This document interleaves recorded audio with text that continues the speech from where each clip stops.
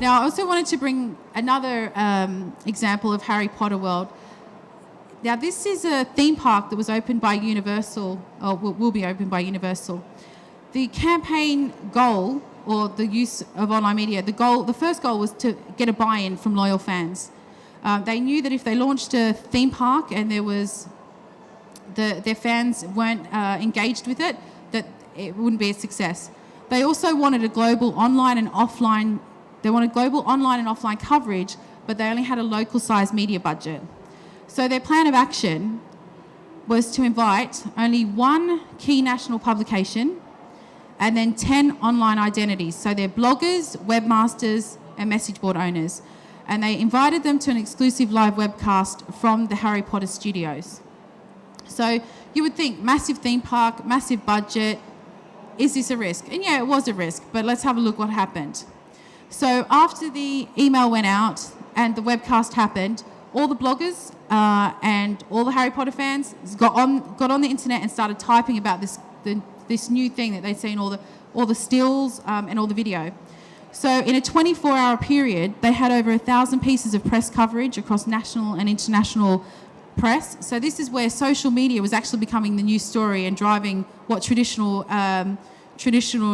news coverage would normally do. There was print coverage, which they valued, if they'd paid for it, would have been about £69,000. TV coverage was valued at £181,000. It was the most read article on the Times Online. There was 6.5 million searches on Yahoo and Google, and there was 18,000 blog posts, which was 0.3 of the total global blog posts for that day. So the result, all in all, was 175 million people saw, read, heard, or talked about the new launch in 1 week.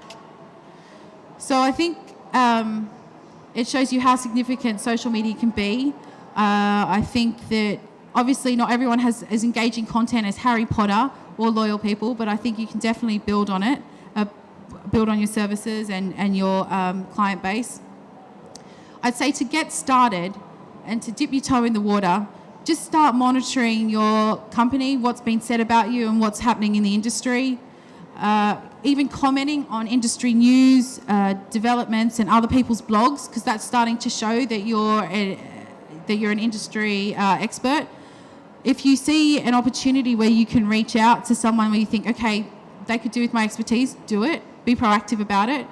Join other groups, and if you find that they're encouraging a lot of discussion, maybe start your own if you've got something more niche. And don't shy away from negative comments. Always address them. So you would have known yesterday and the day before TFM was running alongside Confex. And I went online last night and had a look, because TFM, they're also one of our clients, but they use Twitter, they use LinkedIn, and they use blogs. They're all free. All it takes is for a marketing manager just to be consistent and to just stay on top of it. So what happened in Twitter was that someone had actually negatively commented on TFM&A. It's a kind of quality problem. They were complaining that the seminar rooms were too small and that there was too many people and they missed out on the seminars they wanted.